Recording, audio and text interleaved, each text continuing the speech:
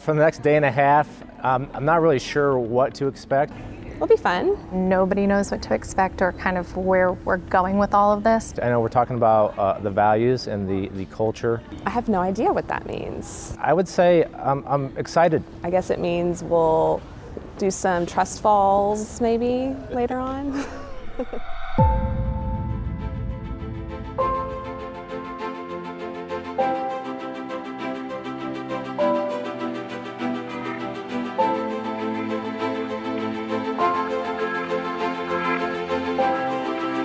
What we are doing is gathering together all of the available members from the Texas Tech University System Administration team in order to identify the core values that are deeply held within themselves so that we can then codify those values into a culture that allows people to be their best selves.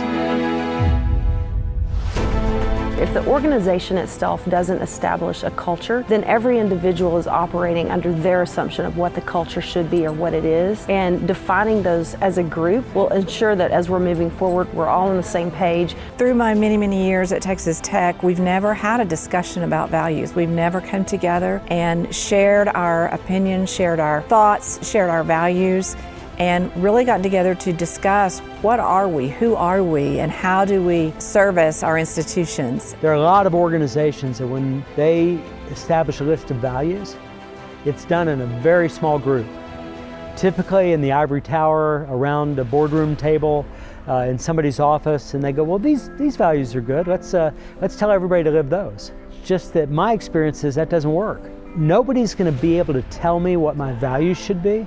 So instead of that, what we're doing is we're working from the ground up. We're asking, what are your values? What are the values that are within you? And then let's find out what we have in common. It's been an interesting exercise in trying to identify where we stand and how we will operate as a system. It's good that we establish our core values, where we stand when no one else is looking.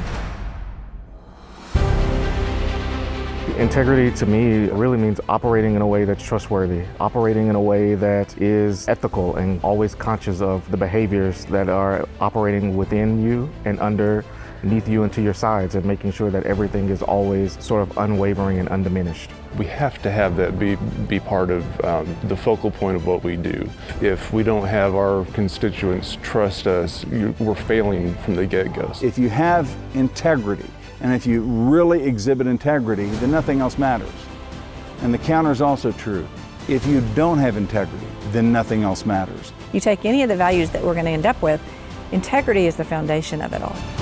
I think as a system, service and exceptional service is something that we really need to strive to because we do have a different role than the universities do. And so I think that is something that we're here for, is to be a service to them and to see what we can do to make things easier for not only people within our own department, but for other universities and where I work, especially for the donors as well. The behaviors have to encompass interaction with each other, service to our community, service to our students, service to our patients, service to each other, and service to the broader the institutions.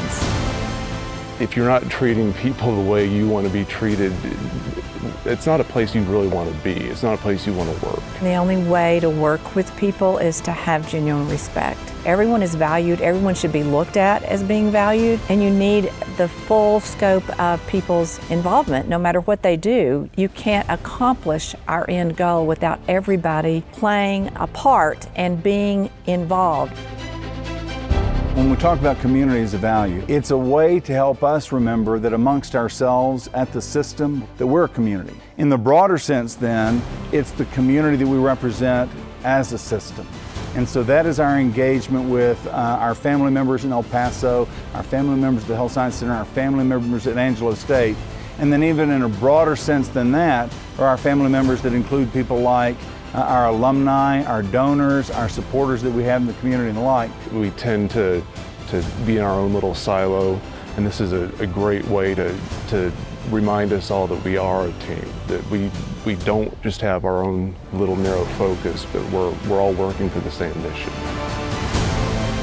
People First is just a way for our universities to understand that when they engage with system administration, first and foremost, we're all part of the same family, and we're going to put their needs above our own. It's critical that we really embrace who they are, where they are coming from, what they're dealing with.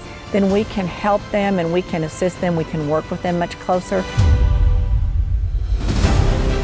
Well, anytime you get a group of folks like this together, we're going to spend the next day or two talking about the values that we have and how we want to engage with one another in our work environment. Anytime you do that, there invariably will be a group of folks, and sometimes a very large group of folks, that will say, yeah, you know what, I don't think so.